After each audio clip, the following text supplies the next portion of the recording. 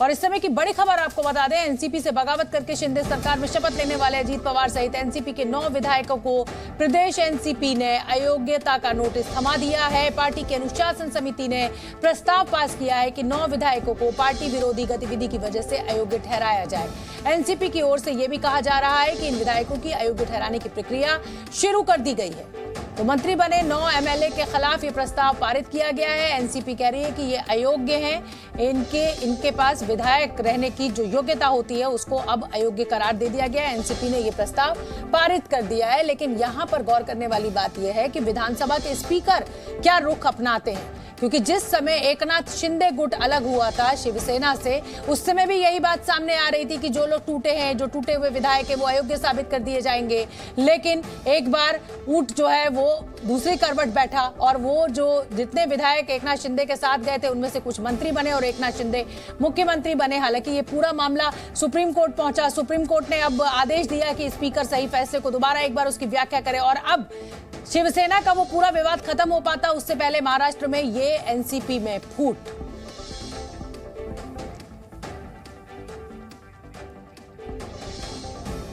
और एनसीपी में ये जो बगावत हुई है, ये जो सियासी उठापटक इस समय महाराष्ट्र में चल रही है, उससे जुड़ी हुई 10 बड़ी बातें, 10 बड़े अपडेट आपको बता देते हैं फटाफट। अजीत पवार की बगावत पर शरद पवार ने बड़ा बयान दिया है। जब समय आएगा तो सब मेरे साथ आएंगे, ये शरद पवार कह रहे हैं। अजीत पवार गुट में शरद पवार गुट की सेंध।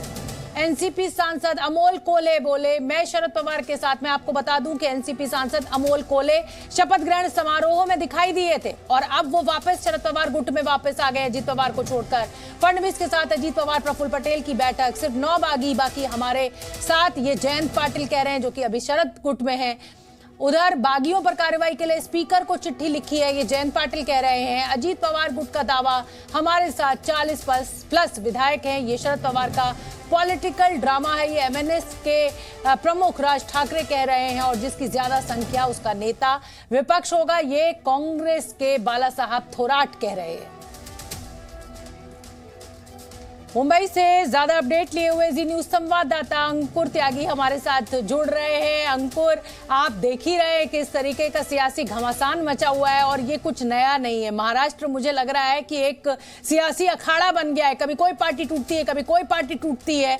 लेकिन यहाँ तो एक बहुत ही दिलचस्प मोड़ पर यह पार्टी टूटी है। जयंत पाटिल कह रहे हैं कि हमारे साथ 44 विधायक है और उधर अजीत पवार अपने घर पर 40 विधायक बुलाने का दावा कर रहे हैं। आप ये बताइए, जमीन पर मौजूद है, किसका पलड़ा भारी?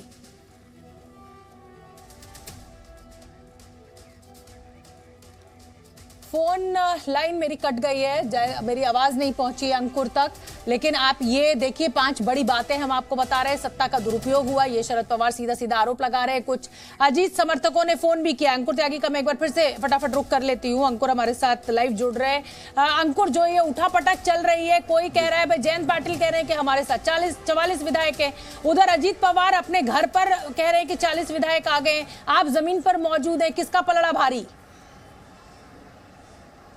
देखिए, फिलहाल अगर पलड़े की बात की जाए तो जो चेहरे हैं, नामी चेहरे हैं, अगर मैं एनसीपी की तरफ से बात करूं तो जो तमाम नामी चेहरे इस वक्त अजीत पवार के साथ खड़े दिखाई दे रहे हैं, जो 9 लोग जिन्होंने शपथ ली थी। लेकिन अगर आप पिछली परिस्थिति, 1 साल पहले की जो परिस्थिति रही है, जब एकनाथ शिंदे गुट अलग हुआ था, तब उनके पास हेड काउंट्स बहुत ज्यादा थे और ये क्लियरिटी दिखाई दे रही थी, क्योंकि साथ में पहले सूरत जाते हैं और फिर गुवाहाटी जाते हैं। लेकिन यहाँ आज का जो केस है, जो एनसीपी का केस है, यहाँ पर इस तरह की कोई परिस्थिति दिखाई नहीं दे रही है।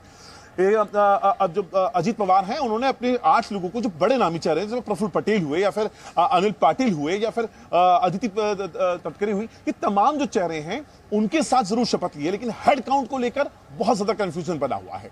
लेकिन अगर इनके आधार पर अगर आप देखें तो इस वक्त पलड़ा अजीत पवार का ही भारी दिखाई दे रहा है, क्योंकि पार्टी से जुड़े हुए तमाम लोग जो अपना पार्टी की पॉलिसीज बनाने में से रखते थे, उनकी चलती थी, वो इस वक्त अजीत पवार के साथ खड़े। लेकिन अंकुर त्यागी, जो एमएनएस चीफ राज ठाकरे कह रहे हैं, एमएनएस चीफ राज ठाकरे कह रहे हैं कि ऐसा हो ही नहीं सकता, ये शरद पवार का पॉलिटिकल ड्रामा है। और ये मैं और आप बहुत बेहतर तरीके से जानते हैं कि कोई भी फैसला जो आज शरद पवार के द्वारा लिया जाता है, वो हमें 1 महीने बाद समझ में आता है। तो क्या ऐसा कुछ जो अफवाहें उड़ रही हैं कि शरद पवार है इन सब चीजों के पीछे, क्या इसमें कुछ सच्चाई जमीन पर आप देख रहे हैं? देखिए, राजनीति संभावनाओं का खेल है और शरद पवार की रणनीति, उसमें संभावनाएं हर सेकंड बदलती रहती हैं। अभी तक की परिस्थिति देखकर भी मैं यही कहूंगा कि जो शमशीर है उसको मयान में अभी तक वो गई नहीं है और शमशीर अभी भी मयान के बाहर ही है, यानी कभी भी कुछ भी हो सकता है। और अभी तक का इतिहास आप देखिए, हमने 3 दिन का जो पॉलिटिकल पूरा ड्रामा देखा था जिसमें शरद पवार आते हैं और साफ कह देते हैं मैं पार्टी से इस्तीफा दे रहा हूं, फिर वो पार्टी के अध्यक्ष बनते हैं और उसके बाद अचानक से वो कार्यकारी अध्यक्ष बना देते हैं प्रफुल्ल पटेल को और सुप्रिया सुले को, और जिसको कार्यकारी अध्यक्ष बनाया प्रफुल्ल पटेल वो खुद बगावत करके महज 20 दिनों के अंदर इस बगावत वाले करने वाले गुट के साथ खड़ा हो गया। तो ये पूरा सीक्वेंस अगर आप देखा जाए तो काफी ज्यादा कंफ्यूजन तो जरूर यहां निकल कर आता है। बिल्कुल, और इंतजार करना होगा इस पूरे खेल को समझने के लिए। समय ही है जो अब आगे आने वाले पत्ते और कौन ऊंट किस करवट बैठेगा ये समझ में आएगा। बने रहिए अंकुर, इस समय एक बड़ी खबर आ रही है, वो बता दें एनसीपी में फूट पर लालू यादव ने अपनी पहली प्रतिक्रिया दी है। शरद पवार को कोई फर्क नहीं पड़ेगा, ये लालू यादव कह रहे हैं। वो कह रहे हैं कि एमएलए आए या जाएं, पवार पर कोई असर नहीं होगा। पीएम ने पवार को हिलाने की कोशिश की, पवार में बहुत ताकत है, उन पर कोई असर नहीं होगा। इस पूरे विवाद में लालू प्रसाद यादव शरद पवार के साथ खड़े हुए दिखाई दे रहे हैं, सुन लेते हैं एक बार। शरद पवार का कुछ उनके ऊपर असर पड़ने वाला नहीं है। कौन एमएलए कहाँ गया नहीं गया, शरद पवार एक हैसियत है, एक ताकत है। उस ताकत को हिलाने का नरेंद्र मोदी ने कोशिश किया, सब फेल हो जाएगा। तो देखिए, एकता तो 2024 से पहले विपक्षी एकता की बात हो रही है। अभी पिछली बैठक में पटना में जो नीतीश कुमार ने बुलाई थी विपक्षी दलों की, उसमें लालू यादव और शरद पवार जो है वो अगल बगल बैठे हुए साथ साथ दिखाई दे रहे थे। अब शरद पवार की एनसीपी में इतनी बड़ी टूट हो गई है तो जाहिर सी बात है कि लालू यादव अब खुलकर सामने आ गए हैं शरद पवार के समर्थन में। दावा वर्सेस दावा भी आप देख रहे हैं। शरद पवार गुट में कहा जा रहा है कि भाई हमारे पास 44 विधायक है, उधर अजीत गुट कह रहे हैं कि हमारे पास 40 विधायक है। हालांकि जब विधानसभा में अगर बहुमत साबित करने की बात आएगी सरकार के सामने या किसी तरीके का भी आंकड़ों का गणित आएगा तभी पता चलेगा कि कौन किसके साथ है। तो फिलहाल जो है वो ताकत का खेल दोनों ही गुट की तरफ से दिखाया जा रहा है। ऐसे में लालू प्रसाद यादव ने साथ दिया है शरद पवार का। उधर एमएनएस के राज ठाकरे कह रहे हैं कि साहब शरद पवार का ही ये पूरा पॉलिटिकल ड्रामा है।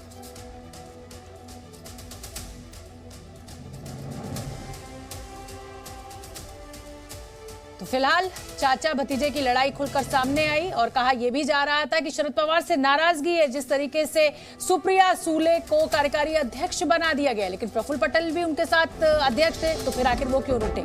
लीजिए, इस समय की बड़ी खबर आ गई है। अजीत पवार की बगावत पर शरद पवार ने बड़ा बयान दिया है। शरद पवार ने कहा कि उनके पास एनसीपी विधायकों के जाने के 2-3 पुराने अनुभव हैं, यानी 2-3 बार एनसीपी विधायक छोड़कर जा चुके हैं।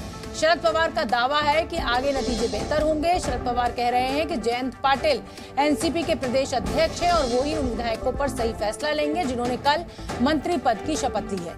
शरद पवार का दावा है कि अजीत पवार के समर्थक कैंप के कई नेताओं ने फोन करके कहा कि उनकी विचारधारा एनसीपी से अलग नहीं है और 1-2 दिन में जल्दी फैसला लेंगे। शरद पवार ने शक्ति प्रदर्शन करते हुए ऐलान किया कि सत्ता का दुरुपयोग हो रहा है, यानी उनके निशाने पर बीजेपी है। हालांकि वो ये दावा भी कर रहे हैं कि जनता का समर्थन उनके साथ है और सब कुछ नए तरीके से शुरू होगा।